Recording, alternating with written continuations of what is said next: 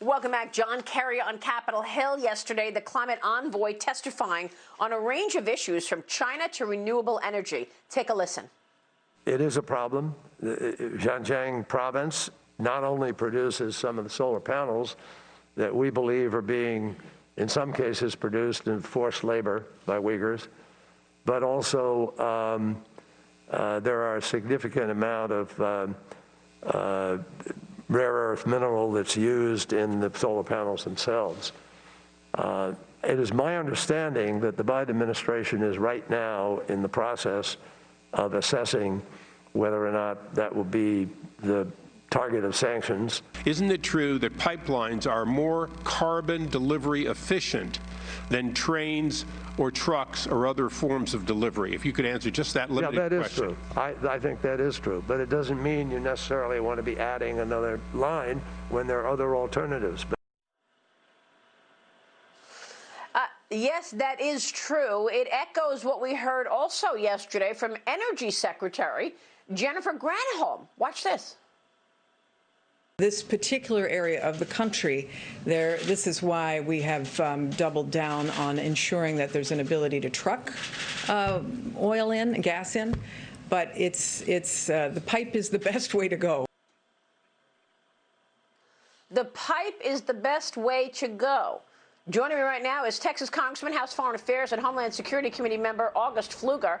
Congressman, so we heard from the climate envoy, and then we heard from the energy secretary, and they both said that pipelines are the best way to go to transport oil and gas, and yet Joe Biden, the president, cancels the XL pipeline. Explain this. Well, I don't know that there's any explanation for it. What a contradiction.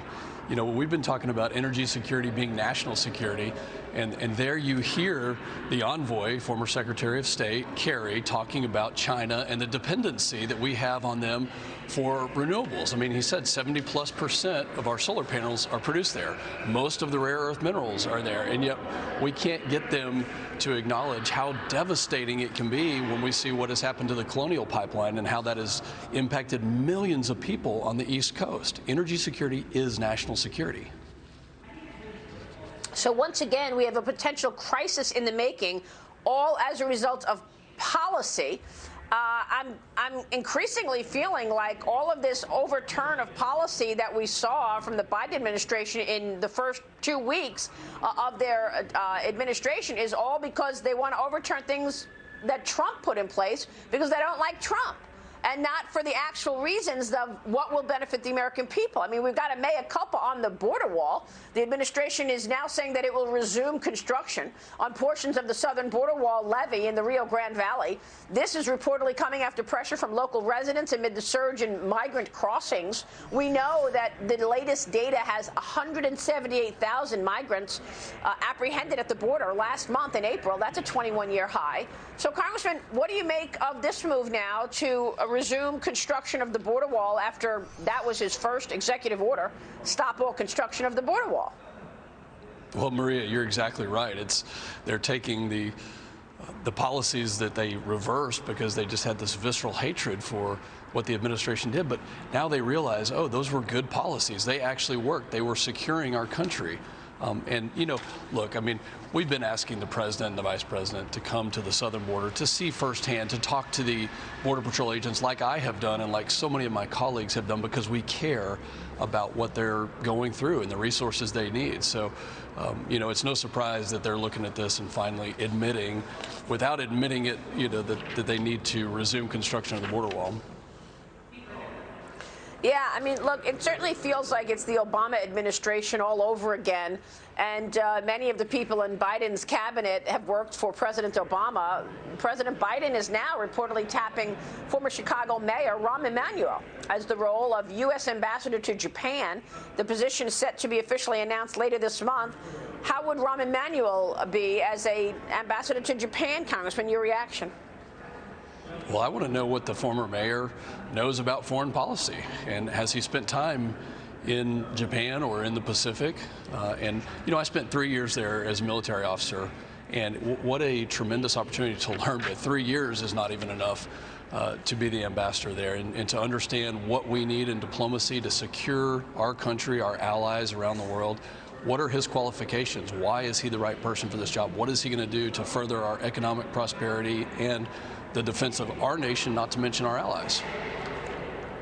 Yeah, look, I'm reading a Cornerstone macro note this morning from Nancy Lazar, and I love this report. Nancy does such a great job on China, and here's the title of it: Beijing's heavy hand pressuring U.S. multinationals, not just Chinese companies. This is a point that I've been making. As American companies get ready to set up shop in China, you better understand who the boss is. It's Xi Jinping, not your board of directors. Here's what we've got Nancy writing. China's central bank is attempting to take control of Ant Group's vast trove of consumer lending data, marking the latest front in Beijing's crackdown on Jack Ma's financial technology group. Indeed, the volume of Chinese captured data, already huge, is expected to explode by 2025. Beijing's heavy hand reaching for that data is emblematic of its technology innovation squashing policy drift, a particularly headwind for large cap stocks.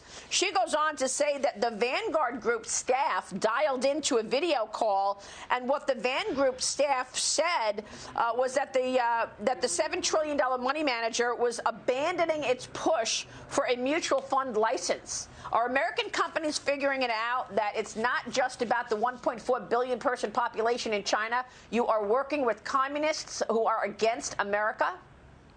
Well, this was the questioning, the line of questioning for Secretary Kerry yesterday.